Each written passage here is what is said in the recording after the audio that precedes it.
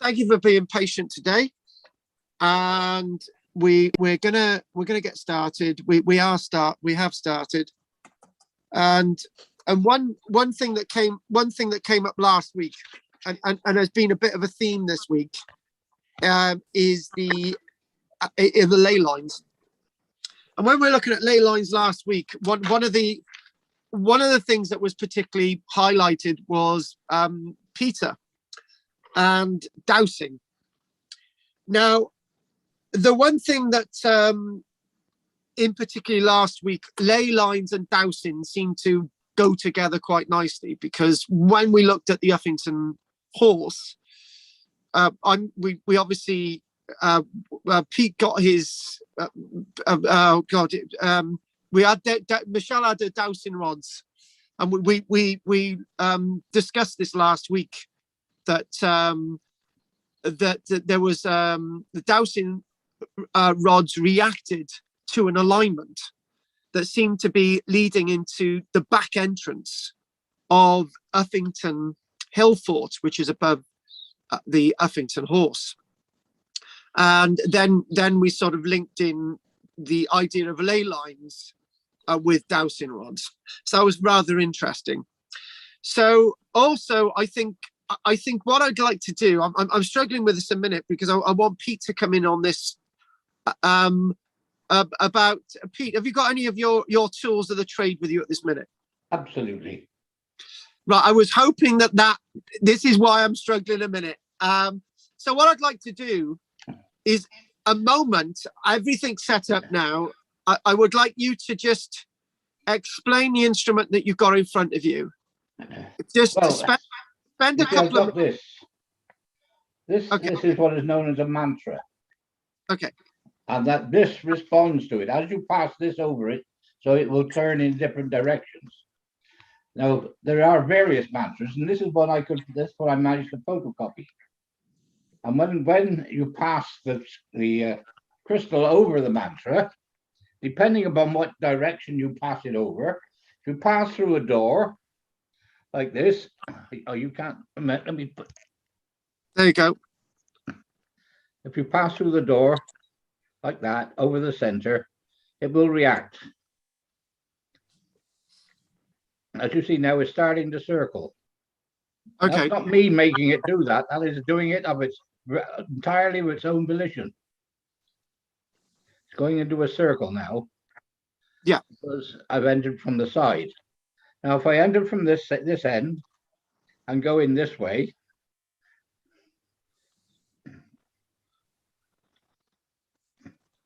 it will go back and forth. It should be going back and forth now.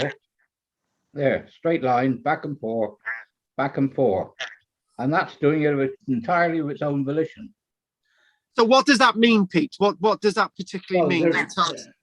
Well, who knows? That diagram responds to that diagram. It also responds to questions. If you ask a question with a yes or no answer, like if I was to say, is today Wednesday? Is today Wednesday? And there it goes back and forth. Now, back and forth like that is yes. Okay. If I say, so I said, when we looked at this, I just there is a meaning for this today. So what I want to do is, Roger, you've got the answer to a question in your head. Ask Pete the question. Go on, Roger.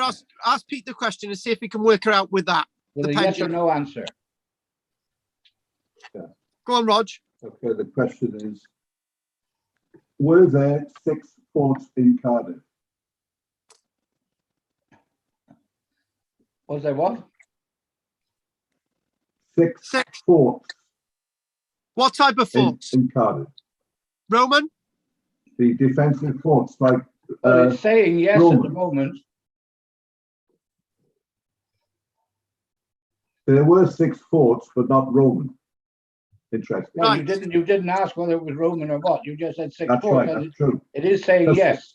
There were 4 Roman, 1 Norman, and the latest. Okay. Correct. So that's right. Okay.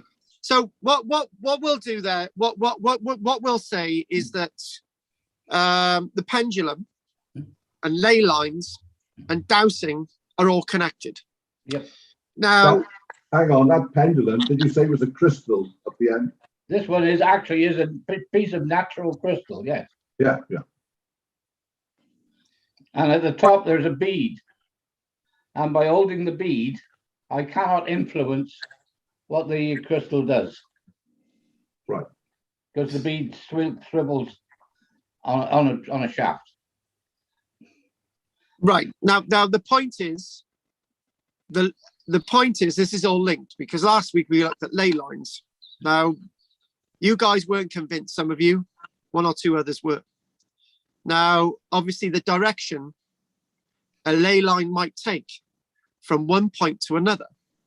And I basically mentioned at the end that when you think about a direction from point A to B, it doesn't necessarily mean to be in a straight line.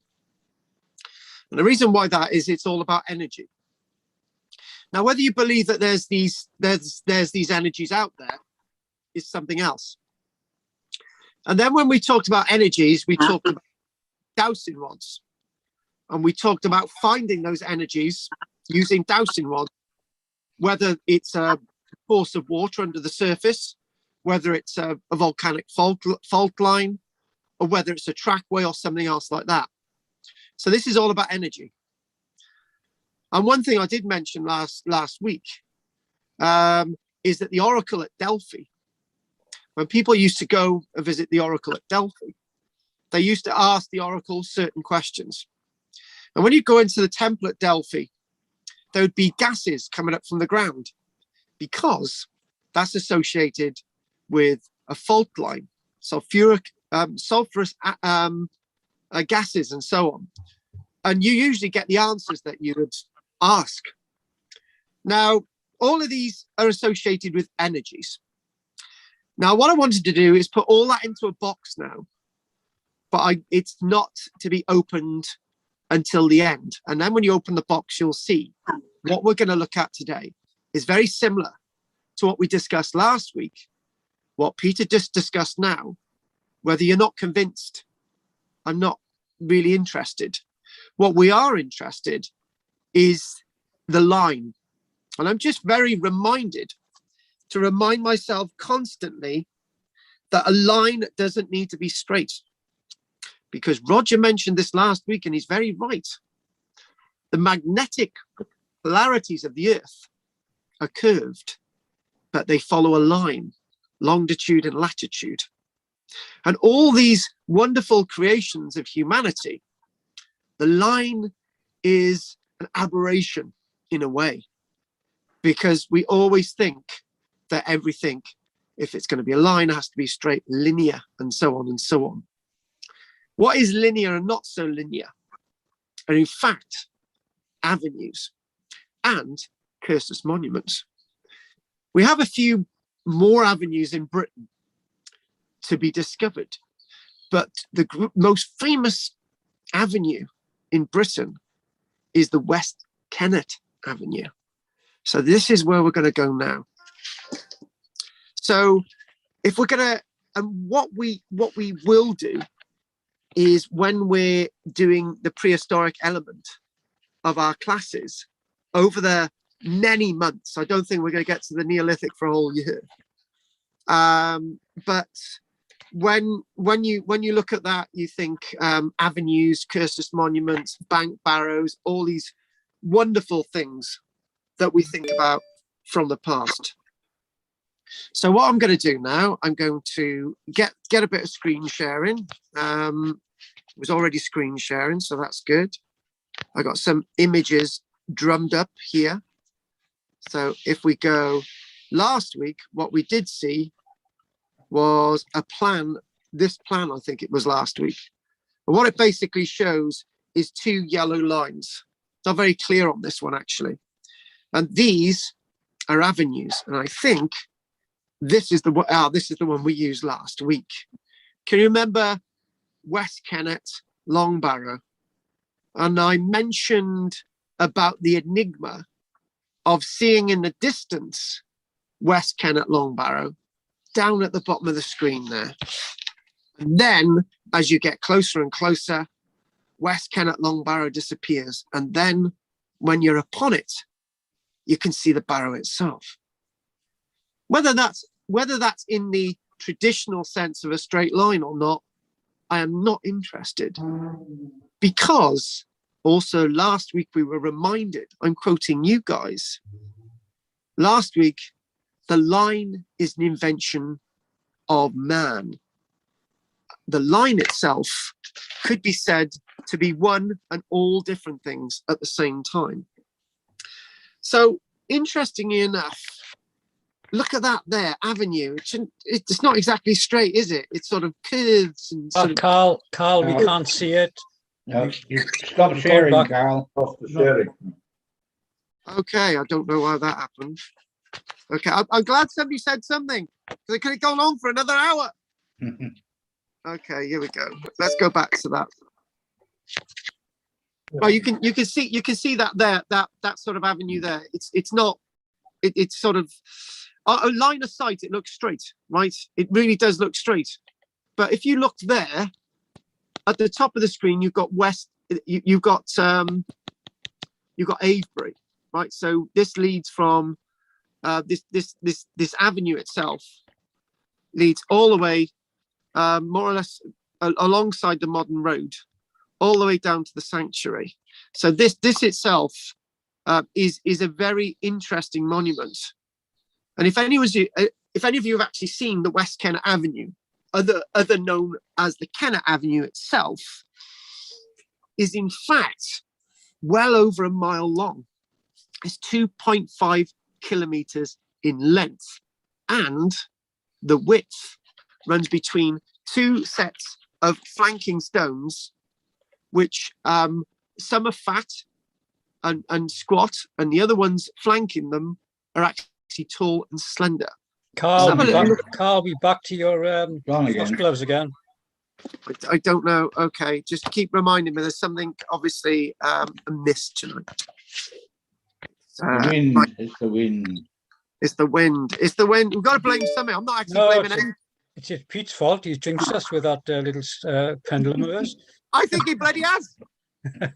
Now, do you see that there? If you look at that there, you're looking down.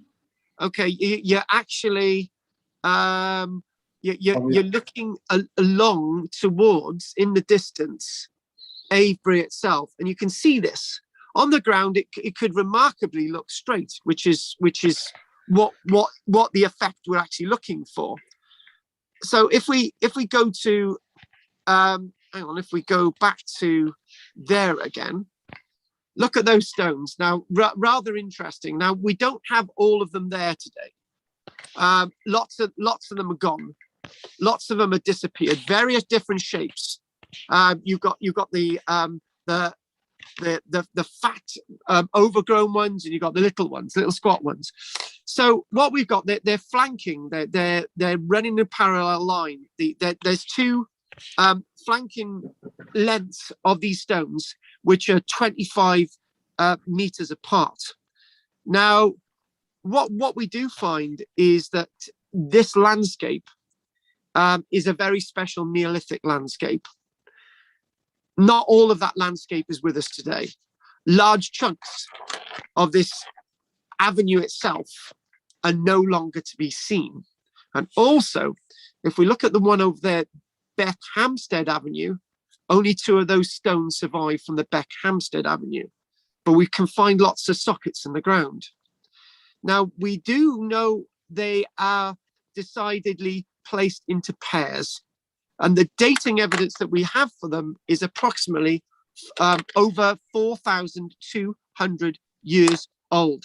It's a protected ancient monument, which goes without saying. It's a very intriguing, interesting, spectacular ancient monument. And what we can say is that there's an association with burials with some of these stones. Now, you could come up with all sorts of theories for what these things mean. But if you look on this little map, all the little red dots actually indicate other monuments as well. So it's within a very interesting, very proud landscape. So again, looking down the length of these stones, and also along the length of them, there's little pylons that have been put in there indicating other stones that are now missing. Lots of the stones are missing. Now, some people say that the big fat ones represent female, represent women, and the long, slender ones represent masculinity. But when you start looking at this, you start to think, why? Like, this is what we're going to talk about. We're not going to talk about in so much the height of the stones, the widths of the stones. They're all different, and so on. Why is there an alignment of these stones? Why is it, for example, set across a very rich and intriguing landscape? So there we go. This is what we're seeing. This is in fact this is a topographical map, and what you can clearly see, you can see Avebury there, and you can actually see if you look at this. If you want to talk about line of sight and alignments, right? Probably the best direction would have been to have gone over this place called Wading Hill, and then back down again towards the place known as the sanctuary, but they didn't do that. So in other words, what we've got a very strange alignment. Is it an alignment? Like, yeah, it is to me. It is, right? It's that thing that Tim Ingold would see. That sort of processional length, that sort of sense of the tarscape, that everything is to be seen integral within the landscape. And there's one thing that you can think about being integral within this landscape, is that it follows the geology in a very, very interesting way. Now, what we do find is that when you look out from there, when you look out of this wonderful monument at Avebury, it almost looks as if it's an alignment from as you're looking, but as you can see from above, it's very, very different. On again. It's a very, very different landscape. Okay, let's see. I gone again. Okay, it's not liking me this tonight. It is, Pete. It's your pendulum. That's probably my T-shirt.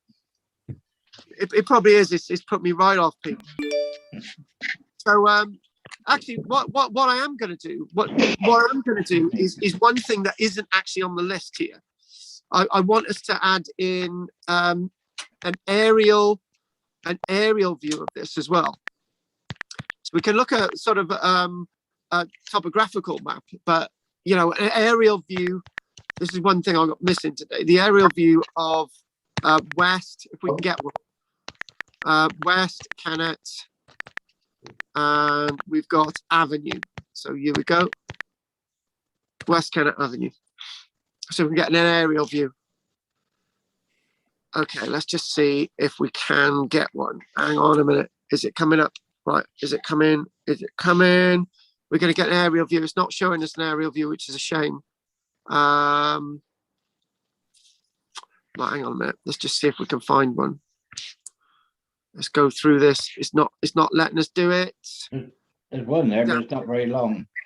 No, it's not very long. It's not very long. Let's just see if we can find an aerial view. Hang on, let's looking at this. Now that's looking at the back end. Hang on a minute. Joe, what we could do is we could, as we got the technology. If we looked at a map, right? So if we look at a map there, or is it not going to let me do it? Right. So okay, continue. Okay, no, it's not going to let me do it. Damn it. Right. Okay, let's just go back to that original map for a minute. Let's just see what we can do. Okay, we don't want that. Okay, we don't want that. We want that again. And we got that topographical map. Okay, we're back to this one, and we go to there, and we've got there is just there's so many different plans and so on here. Hang on, let's we've just lost the one we had. Hang on. We just lost. Oh God, we just lost the one we had. Hang on a minute. When we were at that stone circle, isn't that one big one? That one big stone there, people were putting coins in it. Yes, they were. And why do you think that would be? I've been with somebody who turns up to our classes, and if she sees any coins, she usually puts them in her pocket. Oh. But this is how this is looked at. This is rather interesting. This actually shows the West Kennet Avenue south approach. This was actually drawn in the late 1600s by the antiquarian Aubrey, and you can actually see that there's more stones on that one. And this is another one. You can actually see that you got the Brock Hampstead, the one on the left, and it's very clear. And it looks like there was a lot more there in the past. And if we look, there's just oodles of stuff on here. And what this is a wonderful plan of Avebury itself. And just off the screen, hang on, I think we might be able to get it on this one. And if we go, if I get my orientation right on this, and we've got those two stones there, we've got this one. Yeah, basically, it's just basically beyond at the bottom of the plan. Trying to find that elusive one. Hang on a minute. Oh God, it's not letting us do it.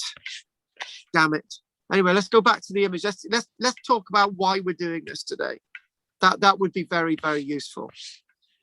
So again, looking at that and thinking, when we back to the thread, when we look at these avenues and we look at the alignments of these avenues, they were 25 meters wide. They had flanking stones of varying size, varying degrees, leading to a very, very important monument, Avebury. Or was it actually leading away from Avebury, going actually to a site that we refer to as the sanctuary, which is very near West Kennet Longbarrow, which we covered last week. Now we look at this wonderful alignment. And what does it exactly mean? Well, if you look at what lots of prehistorians have written about this, like Stuart Piggott, Alexander Keeler, and also another individual known as Maud Cunnington, all of these individuals have different ways of interpreting this monument. Some say it was a processional routeway that was 2.5 kilometers in length, a considerable large number of stones that were actually quarried to actually create this wonderful monument. Now, one thing that links in with ley lines, and one thing that links in with Roman roads and so on, things don't have to be straight. They just need to go along the direction that you need to go along. When you looked at that, plan earlier on that we lost, when you looked at that plan earlier on, you could clearly see on that it took no notice of the surrounding geography, which is very, very important. Now, when we think about, and I've lost the image again. Have I lost the image again? Yes. Okay. And okay, here we go.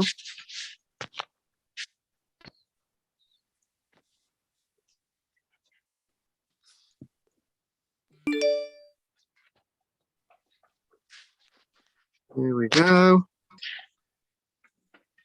And there. Okay, back to this. Right. These wonderful alignments themselves, and I just got to do something in the background a minute.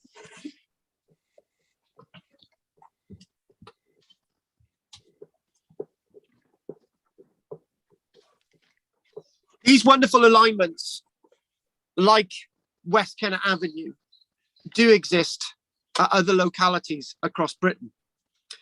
And if you think about this, if you close your mind to everything, right? And you think of this and you walk along it, you've got those stones and you walk along it. The space between those stones is very special. You're enclosed.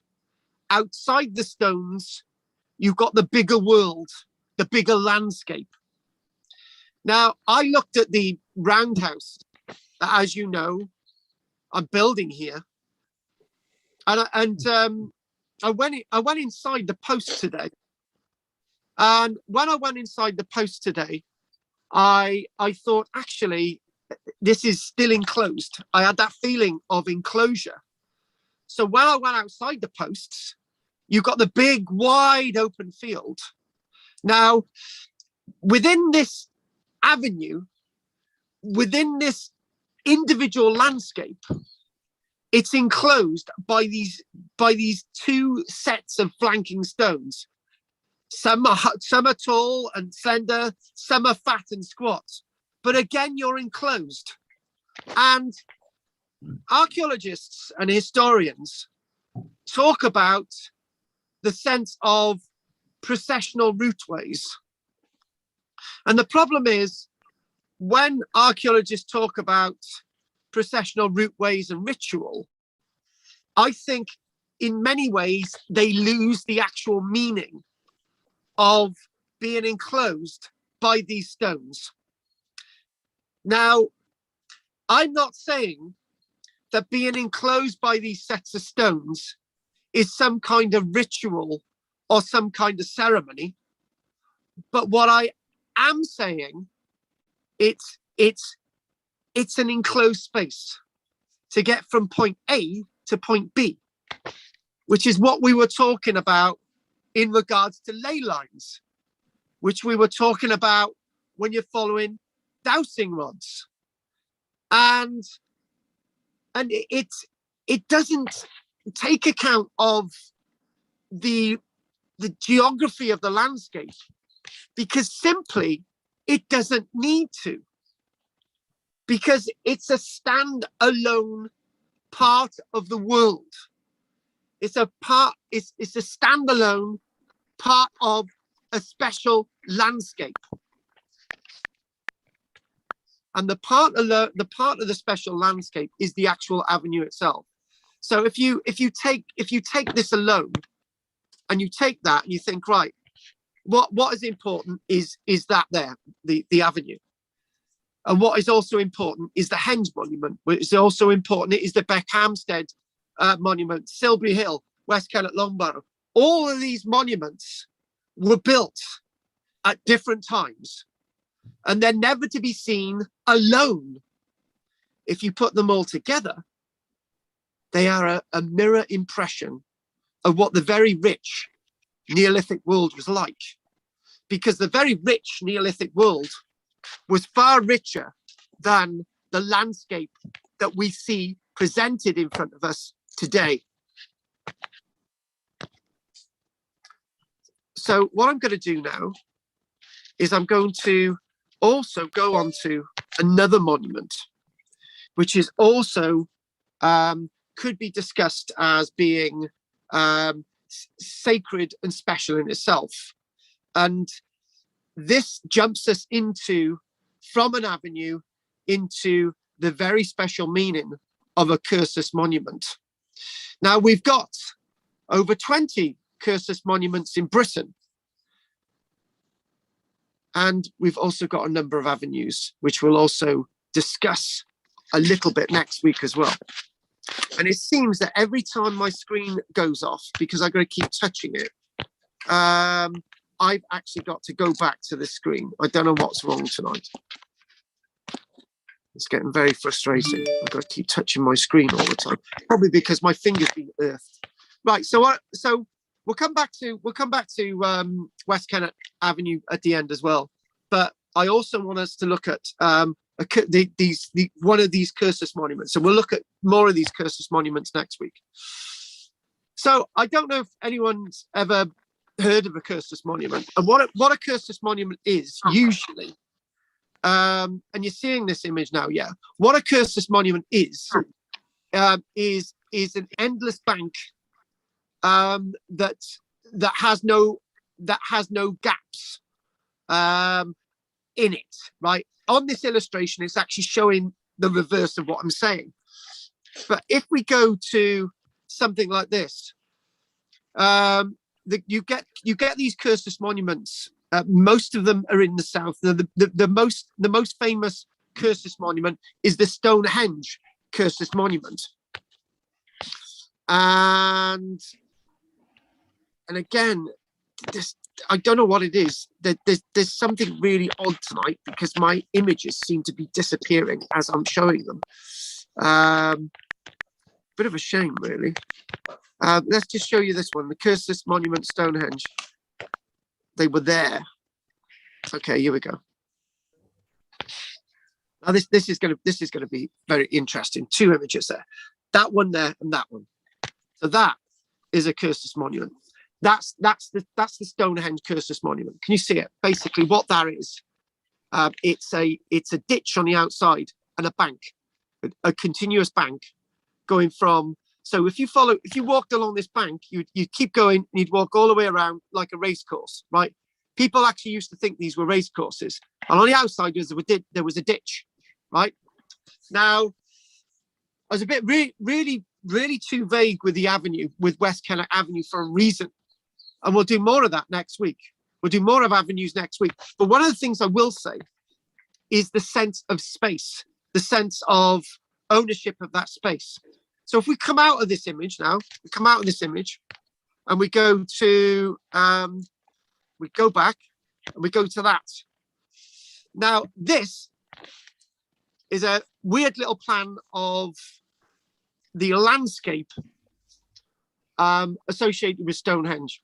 Now, one of the things that we do know about Stonehenge is it's got its own avenue. There's an avenue from the River Avon going all the way to Stonehenge. There's an avenue Stonehenge as well. But we're looking at the cursus monument at this minute.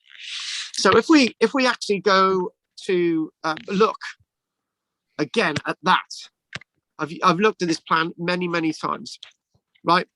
And some people believe that later on, the original meaning of the cursus monument had changed, which is something that I'm saying. Basically, other things were undertaken within the cursus monuments, right? But one of the strangest things that we do know about cursus monuments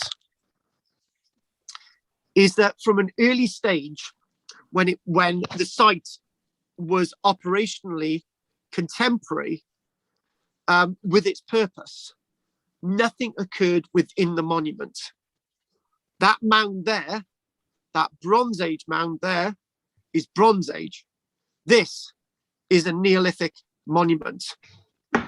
And one thing that we will say about this Neolithic monument is that you've got a ditch, a bank, and an empty space. And then you've got a bank and a ditch. Now, this is a very important enigma for our past. Now, do you see the mounds on the right there? They are later than this cursus monument. Cursus. And we do believe that this dates to well beyond 5,000 years ago. So it's contemporary with the earliest building of Stonehenge. However,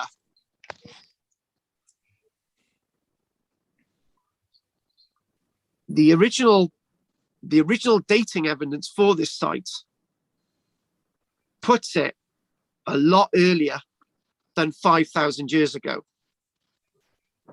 Now, what the dates I have in front of me here, and 1 second, I just got to do something in the background.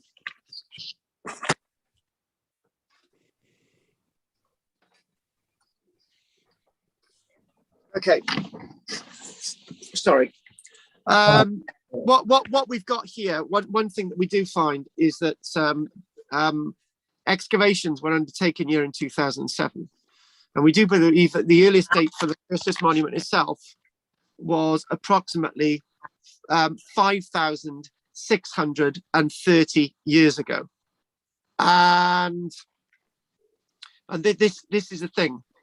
And what was going on in here? Well, when they've excavated it and they've gone back to the early stage of the foundation of this monument, they don't find that there's anything contemporary dating back to 5,630 years ago in regards to this monument. They don't find any burials within. They don't find any flints within. They don't find any habitation within. They don't find any standing stones within. They don't find any evidence of post holes within. They don't find any evidence of broken pottery within. So what is in fact going on? Now, this monument itself, it doesn't look very big on the plan, right? And actually, the true length of this Stonehenge cursus monument is a whopping 3 kilometers long by 100 meters wide. It doesn't look that. It's 100 meters wide and 3 kilometers in length. In old language, that's 1.9 miles. Now, the one thing as well is that you can clearly see on this aerial photograph that it's 100 meters wide along most of its length. Part of its length, as constructed 5,630 years ago, was up to 150 meters wide. Now, what is it about? What is it? Now, when you look at it today, it looks basically like a faint ditch in a bank along most of its length. However, what we do believe is that these banks themselves would have been a lot taller back in the day. The ditch itself is at least 2 meters deep today in part and nearly 3 meters wide, but that ditch would have been a lot deeper in the past. The height of the bank, how tall would the height of the bank been in the past? 2, 3, 4, 5 meters in height. However tall it was, it looked impressive. But why is there nothing going on within? And the other thing as well is, when we look at a few more avenues next week and cursus monuments, what you do find is that they don't take any note of the topography. They sort of go up and down, they go to the right, they go across rivers, they go to the left, they go over here, but it's one single monument. Now, these monuments were created at a time in the past, and you can tell I got my flow now, sorry. These monuments were created at a time in the past when there was no sense of territory, or no sense of territory in a modern sense. So some of these avenues can be more than just 2 or 3 meters in length. Some of these cursus monuments can be more, 2 or 3 meters in length, 2 or 3 miles in length, I should have said. One or two of these avenues is 5, 10 miles long and even longer. You know, the same could be said with some of these cursus monuments as well. They just keep going, and there's no way in and there's no way out. But again, they're not exactly in an alignment. They're not you know, they're not in a straight line, like we exactly the same thing that we saw with West Kennet Avenue. That was sort of bent and twisted, and we'll have another little look and image next week when my technology is sort of updated for next week. So that'll be good. We'll come back to it next week. So that'll be fun. We were going to come back to it next week anyway. Now, you know, when we think of this idea that today the landscape has got all these monuments across it. It's got the earlier monuments. It's got these types of monuments. It's got Stonehenge. It's got the standing stones. When you go to West Kennet Avenue, there's like Long Barrow and all these wonderful things. Everything's going on, and you've got Sanctuary here at Stonehenge.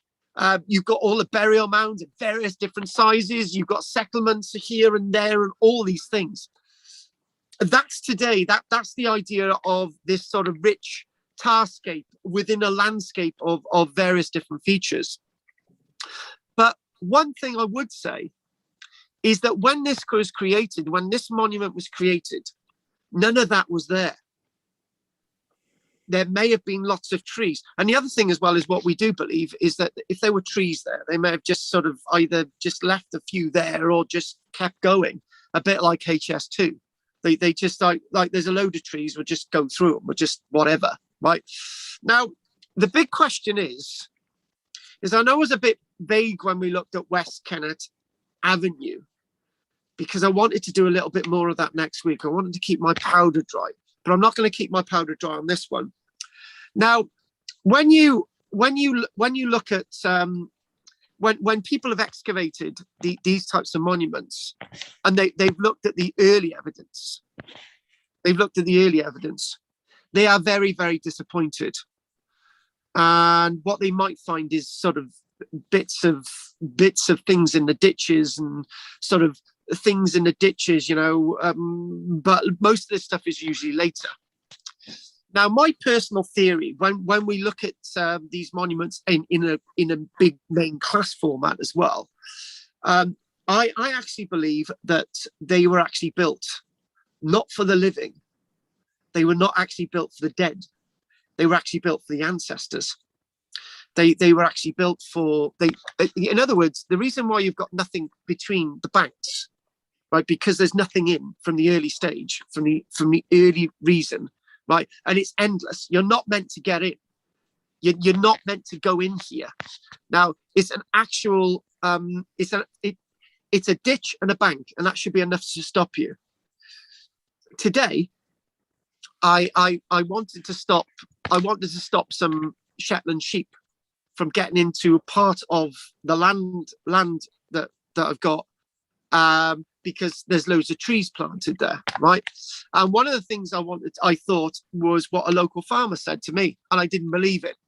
A local farmer said to me, he said, if you get rope and you tie it from a few posts and you wrap it around and you put a little bit on the ground and you tie it to a tree at the end of the field. And then he said, what you need to do then is you need another bit of wire. I used rope, a blue rope, and you tied it on the top of a fence and you tied it to the tree on the far end, right? It'll stop the sheep. And you know what? I didn't believe him. I didn't believe him. I thought that he's not right. So I did that today, and guess what? The sheep wouldn't go past this blue line. They could step over it if I chased them, but they wouldn't go over it by themselves. I had to chase them over this blue rope. They saw this blue rope and they said, no, I can't go any further, right? And that's sheep. Sheep are very, very sort of complex animals, right? But what I'm believing is something very similar going on here. It may sound absolute nuts. It may sound absolute barking, but when we're talking about ley lines and we're talking about pendulums and we're talking about things that we don't really understand, I believe there was nothing between these parallel banks initially, because that's where the ancestors would go. Now, it's not where the dead was, because the dead weren't buried here. It's not where the living would go.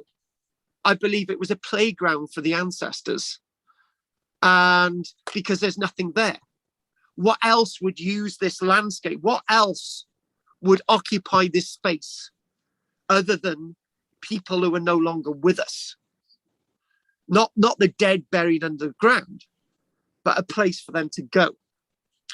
Now, there's other monuments that are very similar to this. There's a monument at Maiden Castle, and that monument itself is actually called a bank barrow.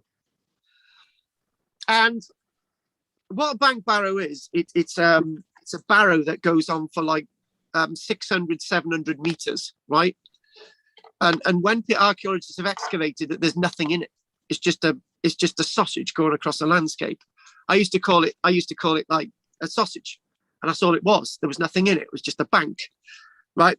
One thing that archaeologists are absolutely obsessed with is that they're definitely to do with ritual. Why do all these things need to be to do with ritual? Why can't you have bits of the landscape just set aside for something else? And this is what I believe is going on with these types of monuments.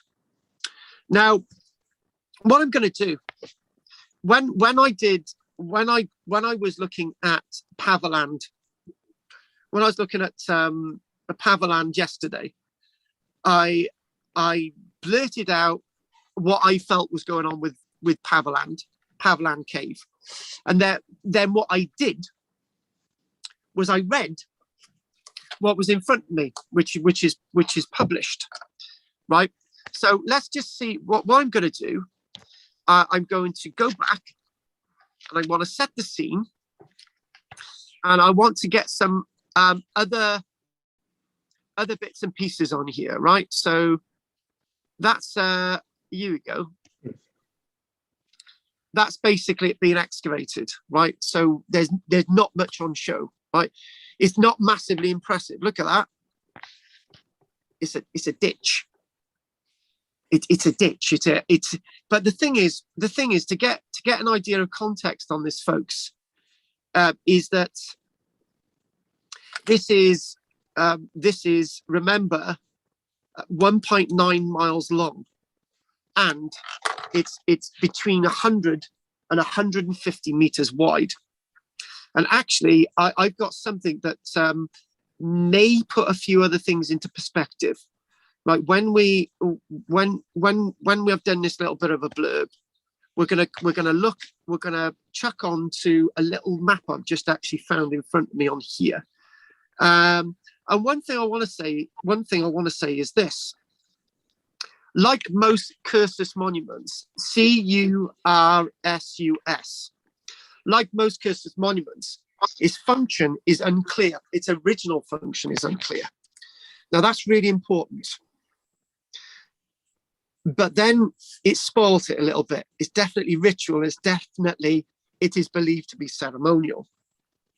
The length of the cursus running roughly east-west, or some could run south-north, crosses a dry river valley known as Stonehenge Bottom.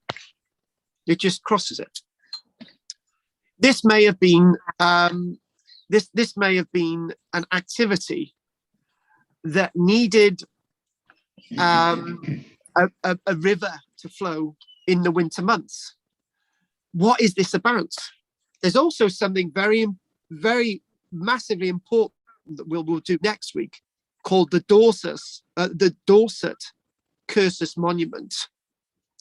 Now, like lots of monuments in history, what we do say is those monuments in history and the purpose and meaning for those monuments change later on.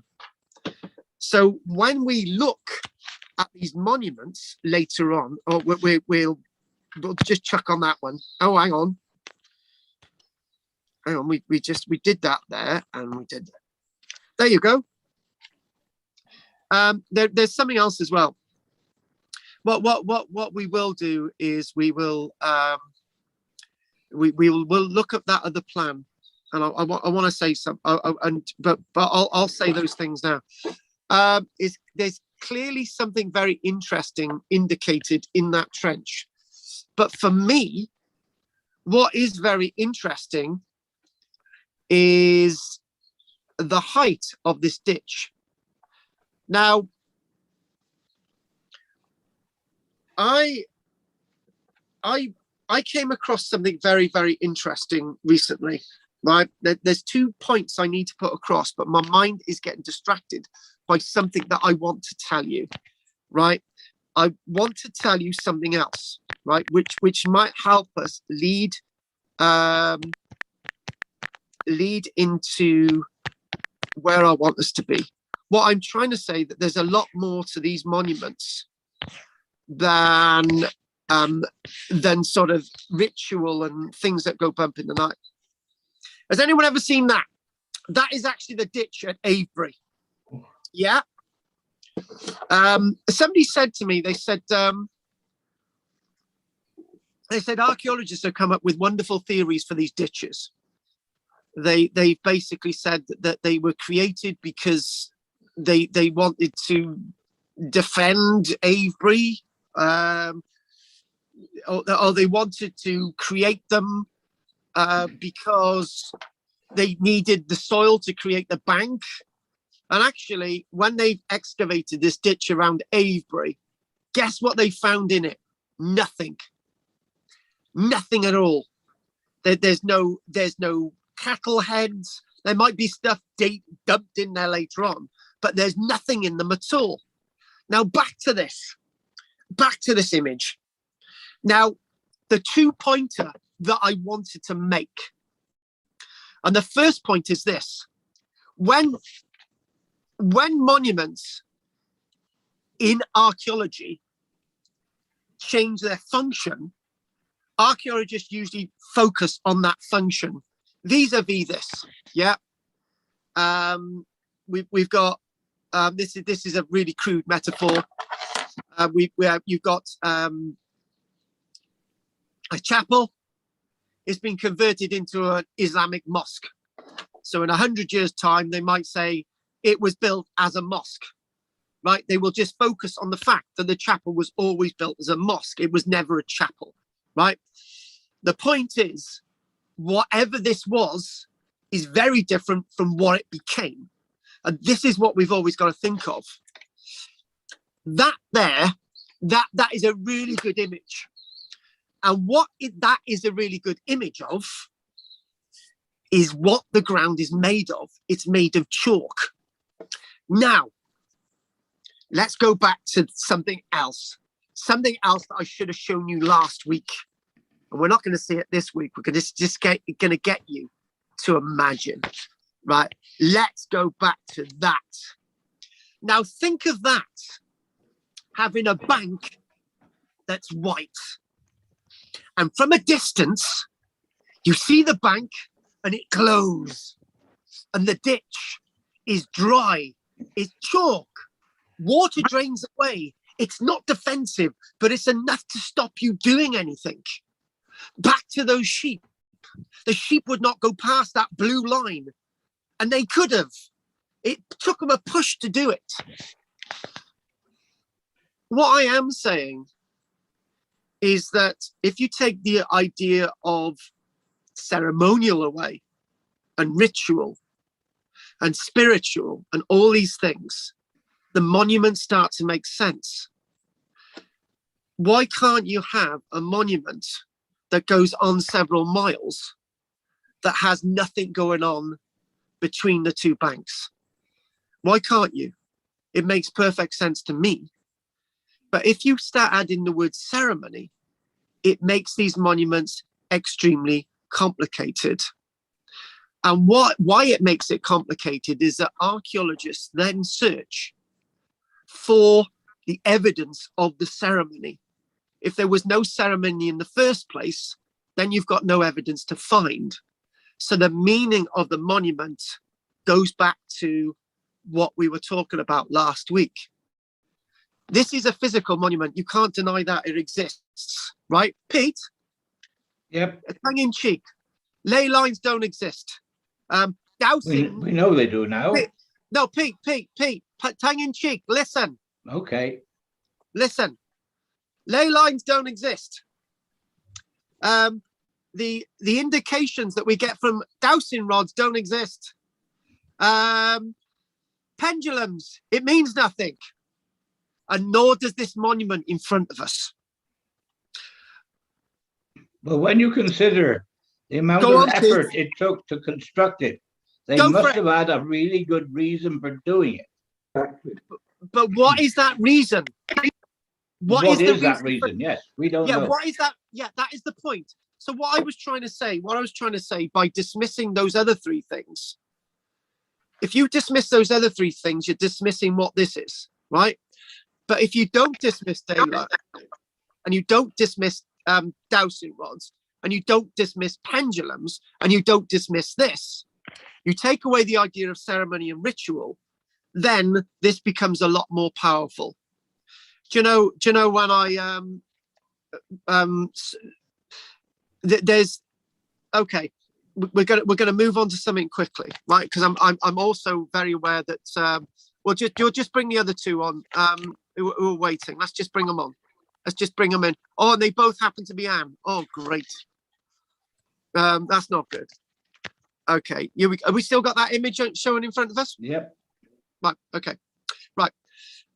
Pete, I want us to keep everything that we said, and we need to keep this going next week for these. I'm going to mention a little bit about the Dorsus Cursus Monument, and I want us to look at West Kennet Avenue next week. And there's an image that we've missed. I want to show you something else, right? I want to show you something else, and that image that we've missed. What I've got to do is I've got to quickly show you this, right? If we type in Cursus Monument, right? There's two things I want to show you, which brings it all together tonight. I know it was a bit sketchy at the beginning, but it was, yeah, there was a reason for that. But what I want us to do this, and okay, hang on. So I've typed in the wrong one. No, that's not it. There's a Wikipedia thing I want to show you about Stonehenge. There's an image on it. Hang on. So if we get there, we got that there. Love it. Let's do that. There, bingo. Now, two things I want to show you. I will show you this, and I will show you an image of Maiden Castle. Right, your mind. I'm trying to expand your minds beyond the ceremony and ritual. Right, and I'm trying to expand your mind behind what a Christmas card that Bill sent me once. He sent the Christmas card said, archaeology, it's lies, lies, and more lies. He's correct, because we don't seem to go in the right direction sometimes. Now, what you can see here, right, is that there's Stonehenge. That's all you see, right? That's all you see is Stonehenge. No, you don't. You see the Cursus Monument. You see the avenue, right, that goes down to the River Avon itself. You see that, right? Hang on. Oh. Whatever's good. Anne, can you cut your mic? Thank you. Mute. Good. Yeah, good. Cut it, mic. Good. Let's get back into it. Hang on. Get back into it. Right. Good. There. Right. Now, what I was trying to say was that what you need to do, you need to look at these maps and you need to see, right, what was going on at a certain time in the past, right? Cursus monuments. What was going on after that? There was henge sites like Stonehenge and Durrington Walls and Avebury and all these different things, right? Which is part of another landscape, right? And then you've got something like the avenue. We chuck the avenue. The avenue, we chuck that into it as well. We'll look at that avenue next week, right?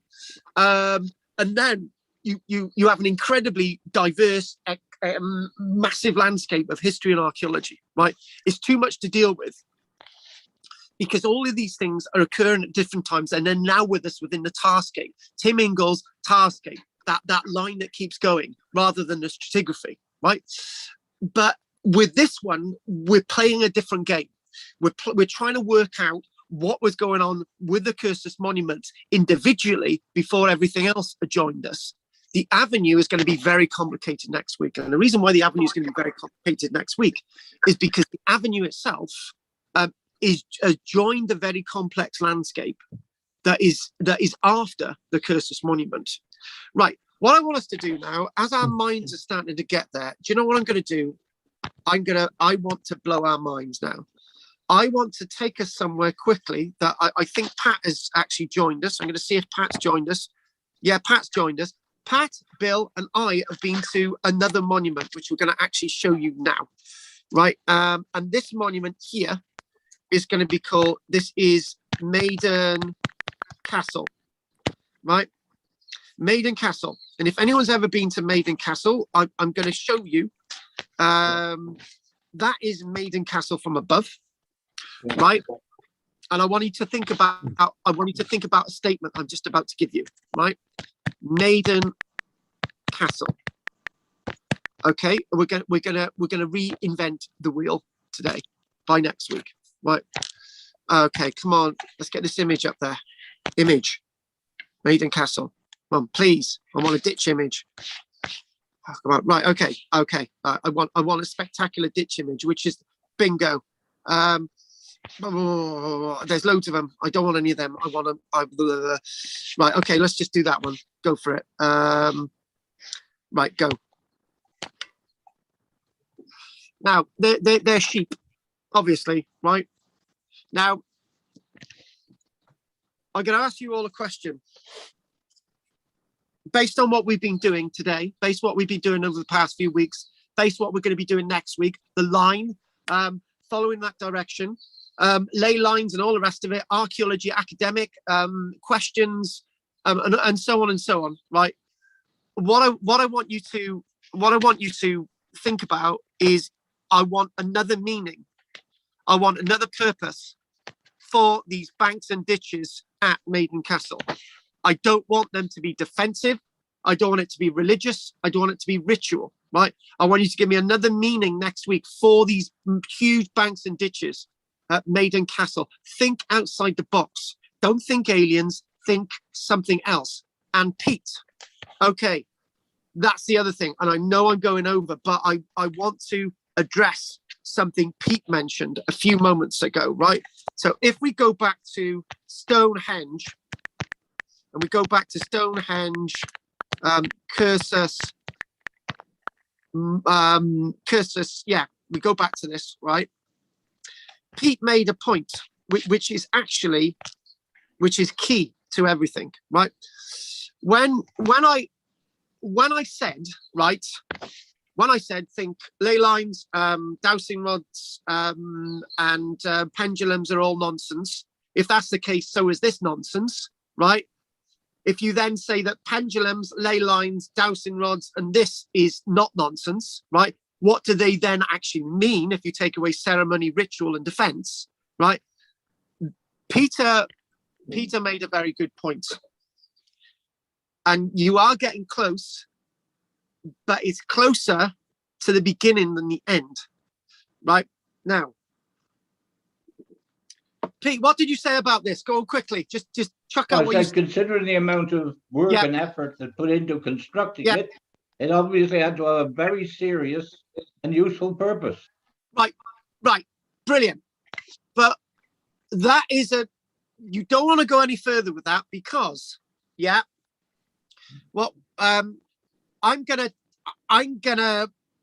just get off this a minute, right? That's the last image for today. I want you to entertain something that I've heard and I've told over and over again. And sometimes I tell it slightly differently. Sometimes I embellish it. But a university lecturer, Colin Richards, told me that on a specific, when he went to a Pacific island, he wanted to see the erection of a standing stone. And he was very excited with this because he's an archaeologist. He's been doing archaeology for years. And the next day he woke up and there was a group of people and there was this huge stone lying incumbent on the floor. It was lying flat, right? It was there, right? And then he basically there was two lads, and these two lads were the ones who were meant to be moving this standing stone. And he looked at the group of people, and he thought that they would all be helping moving this standing stone. And lo and behold, without telling you what they used, this stone that was laying flat, which was weighing several tons in weight, these two lads were able to move that stone, and they were able to move it. And then one of the lads who was moving the stone injured his leg and had to be taken away. So the other individual was able to move that standing stone all by himself. When the standing stone got to the location and it was laying flat, as Colin Richards was looking at this stone, the whole group of people had disappeared. And he just stood there with his hands in the air thinking, well, what's going to happen next? This is an amazing achievement, moving this stone. And the whole village was there. The whole village felt that the moving of the standing stone was important to them. It was hugely important. And he just stood there and he thought, well, hang on a minute, what's going to happen next? The next day he asked somebody in the bar, and they said, well, the whole point of moving the stone was moving the stone. That was the reason. The meaning for moving the stone was the stone. It was a group event. That was the very meaning. The stone itself, the moving of the stone was the activity, the reason, the power, and that was everything, right? Colin couldn't understand that, but now he does understand it, because not everything in the past needs to have ceremony and ritual. Things in the past can have a different meaning than archaeologists purport that they need. And on that note, I will stop talking. So I do believe I've gone well into Jessica's class, but hopefully this has been interesting for Pat and Anne. I didn't think Anne was joining you tonight. But anyway, Peter, anything you'd like to say? And obviously we know what we're doing next week. I don't want you to answer the Maiden Castle thing. That's for next week. I want you to think about everything that we've spoken about today. So Peter, anything, and Pete, whatever you do, don't bring a hill fort along to the class next week. Well, no, it is mind bending what is there and why and how, and with all the effort that was put into constructing these things, why? You said why. There's one point I've missed. You know the Nazca lines? Yeah. The Nazca lines, the same statement, if I can go back to the statement that was here. Like most cursus monuments, its function is unclear, right? Nazca lines, like most Nazca lines, its function is unclear, but they are massively important to the Nazca civilization.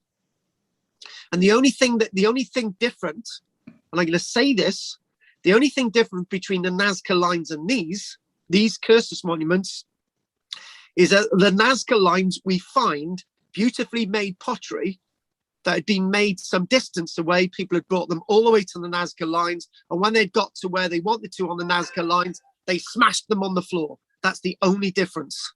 And that is the only difference. It's still lines, it's still direction, it's still progression. And I tell you what, Pete, what better than a line? I'm going to say it, you're Celtic not. What better than a line that goes from the top of the cursus monument and goes around and around, and then there's no break. There's no breaking that ditch. You keep going and around and around and around, and there's no end to it. That is power. Well, never ending is quite a symbol. I looked for it in here, but I couldn't find it. Yes, you got that wonderful book. Yes. Yep, that one there. Yeah. The Old Straight Track, and I do believe that there is one other in the group who've actually tried to get hold of a copy of that book as well. Anyway, if you finish talking, Pete, thank you for your contribution tonight. Thank you for that, Pete. One thing, just to say, Chris, I'm coming along to Cannon Street on Friday with the crystal and with the mantras, and hopefully we can get some people to actually operate them and see what their personal results are. Yeah, Richard should be there on Friday. We've got a new person coming as well. Don't scare him off, Pete. Okay, thank you very much for your contribution tonight, Pete. What I'm going to do now is I'm going to face Bill. Right, Bill, what do you feel about all that tonight? You can say crap if you want. It's difficult not to think of ritual and ceremony when avenues connect things like henges to barrows and cairns. It's difficult not to think about it. But when it comes to cursus, that's even more difficult. Because you don't know the purpose of it, Yeah. So I'm still puzzling about that. Could I finish, right? A point of administration. How do you feel and the others feel about starting at 5:45 next week, just to give the girls a chance to start somewhere near their normal time of 7? Yeah, that would be a good idea. And to be honest with you, fair on me. I've managed to get you for 6 o'clock for the past month or so. So yeah, I think that's possible. How do the others feel about it? Yeah, no, that'd be fine. That should That's be fine. fine. Yeah, fine with that. Doable? And actually, Jessica wanted to know if we could combine both classes next week. But that's fine. 5:45 next week. To be honest with you, Bill, I'm going to say something. I was a bit thrown when I was doing the first bit about West Kennet Avenue, because I wanted to put a lot more into it, but I was painfully aware that I needed to do a bit more next week, and that's what we'll do. So we'll do Avenue. What we're going to do next week, we're going to do the Dorset cursus monument, which actually goes on for just under 6.5 miles. Now that is unbelievable. A 6.5 mile monument, exactly similar to the one at Stonehenge. Anyway, is that everything from you, Bill? Thank you. Yeah, that's me. Right, let's do Rog. I won't be here next week, by the way, Carl, the club meeting. But Rog, with Rog, that cursus monument. Go on. The what? Go on, Rog. To me, it's, as Pete said, it's got to be worth a lot of something. And that's why I keep going back to as if it's like a sacred area where they've got special ideas about it being somewhere like a church, almost a magnificent, huge church, which has got to be entered and taken away as a sort of separate place. Because in all of this, in times of old, people were forever trying to find out and wondering about what it's all about, the gods and the rest of it. Yes. So I think that's made me think it's a sort of gathering area, a sanctified area. We're still on ritual, I know, and religion, because it's something people have deep in the heart, so it's worth something super. And it's not just a gathering community thing, because you've got that anyway, everywhere. It's just something put aside, special. It's like a huge church. That's what I kept thinking. Okay. Well, do you know what I'm going to do? I'm not going to knock you down for that. But one thing I wanted you to do is to think away from. When you said sacred, I thought that's okay. Maybe sacred isn't ritual and ceremonial. You can't eat sacred. Say that again. You can't eat sacred. You can't eat sacred. No, it's a thought, right. Isn't it? Sacred is not structural. Sacred is not ritual. Sacred is also not ceremonial. So yeah, good. Right, Richard. Yeah, it's really interesting whatever they were used for. I'd like to know what the rest of the landscape was like around it at that time, which we don't know whether it was trees or they cleared areas, Now I think I think the point is when you got cursus monuments, they just plowed through anything. They just did it doesn't matter what was there. We don't even know if they kept the trees there or not, right? Maybe they did, but it didn't matter. They just went through. It was a bit like, okay, there's a reason for HS2, whatever that is. But but the fact of the matter is, It's that gliding across this landscape, and it's taking note of things that we don't rightly understand today that they understood. So yeah. But I like it as well. They could have cleared either side of it. There could have been nothing 300 yards either side, or was it virtually through an avenue of trees? Exactly. Very interesting. Very, very interesting, that. Right. Okay. The last one is Steve. Yeah, it was just, Steve, can I ask you a question? Have you enjoyed this one tonight, or has it been not? What is it? But have you got something out of this? Tell me.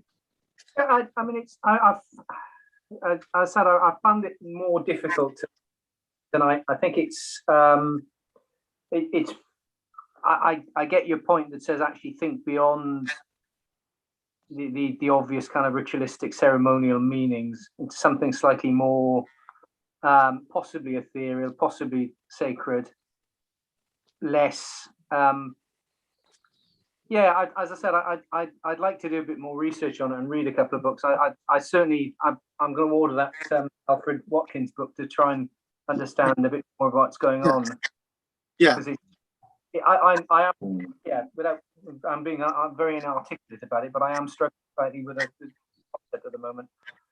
The meaning is, it doesn't have to have a meaning, I think is what we're trying to get to. Yeah, that's what I'm trying to get to. What I'm trying to do is that I don't want us to be lost, but what I want us to do is I want us to think away from established, but basically archaeologists, right? This is the in-joke in archaeology, right? If we don't know what it means, it's ritual or ceremonial, right? But if you don't know what it means, ritual and ceremonial, why can't it be something else? Why? Right. This is a Sherlock Holmes thing, isn't it? Right. If you've ruled everything out, then the one thing that you haven't ruled out is the answer, right?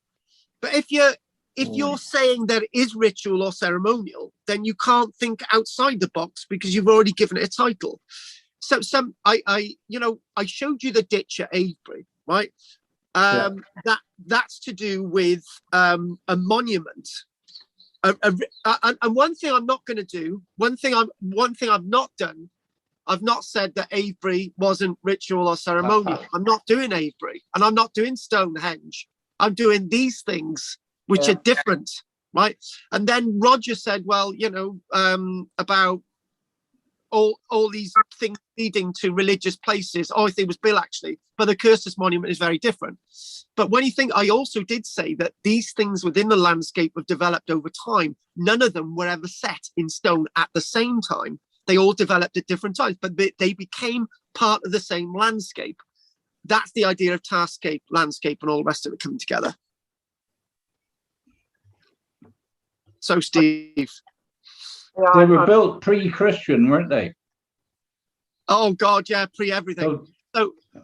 So, Steve, anything you want to say else on that one? No, apart from mind blown. Yeah. Mind blowing is good. Mind blowing is Absolutely. Good. Mind blowing is good. So, okay, I've really appreciated this week. So we don't have a Roger next week, but hopefully we've got Steve, because Steve's going to get the book. We've got Pete next week, who's got to try. I want you to really expand your mind next week. Richard and Bill next week. Again, that big question I asked Sherlock Holmes. Remember, if the ditch at Maiden Castle was not defensive, ceremonial, or ritual, what is it? And think also beyond that it was for status. Think beyond that. Think beyond ego and id, and try and expand your mind. And that's what I want you to do. Okay. So I'm just going to check the box now to see if there's there was a comment left. My pendulum is my prized possession. Oh yeah, but that's by Jess. Jess don't count. Yeah, look, Right, there you okay. go. Look, it's made out of amethyst. It's got a little moon on it and a another Oh, little no. one. Does it answer questions? Oh I God. ask it questions, but I use it more of a personal thing rather than Well, okay. so I just sort of ask it questions, and I sort of let it move move whatever way. But I know people use it to talk to ghosts, etc., and other things and other uses for it. But I mean, it's got two answers. Straight line says yes, and Yeah. circles are no. Oh, it depends, because I've got yes, and then the other way no. And if it just goes round in a circle, then maybe that's inconclusive or not sure. Oh, so circle is a Oh God. definite no on mine. Yeah, it all depends on whatever way. I think you can sort of show beforehand. But there's so many fantastic boards you can get for them as well. Yeah. Yes, interesting. Yeah, what I'm going to do, I've made a rule now. Jess, when we need to get somebody else on board to assist us with what we're doing, right?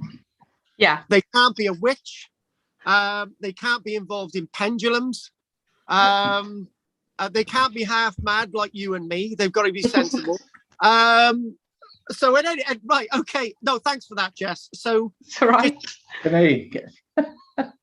So Jess, can I just say one thing? Dowsing rods. I want you to come. The question is for you, Pat, and Anne next week.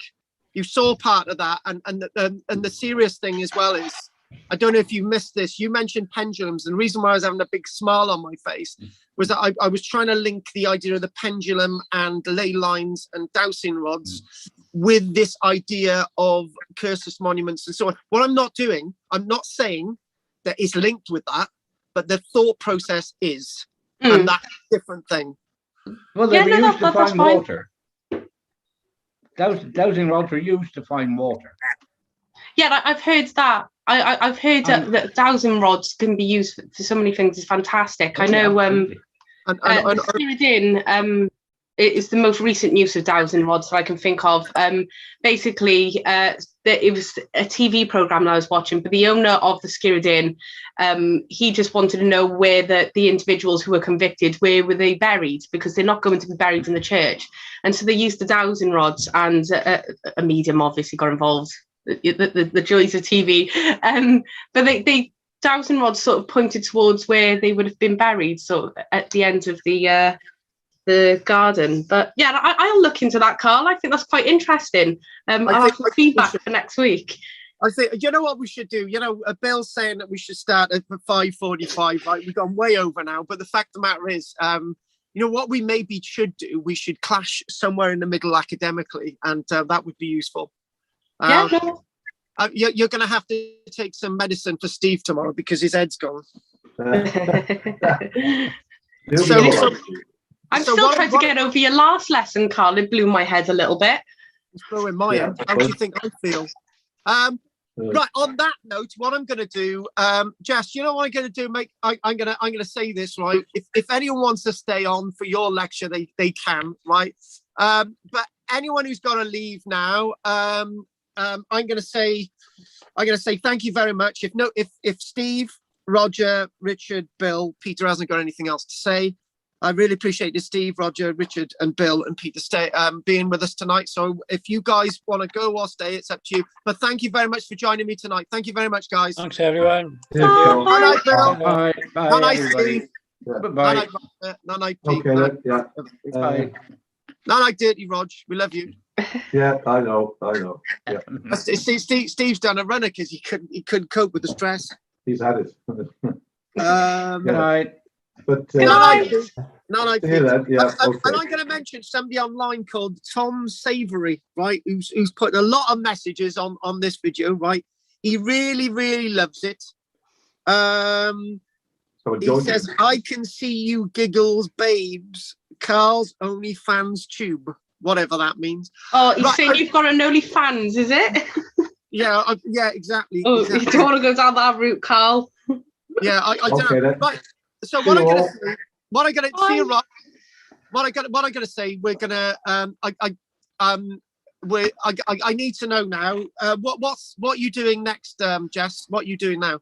Today, I just thought I'd look at St. John's House in Bridgend. It's more of an interactive one today.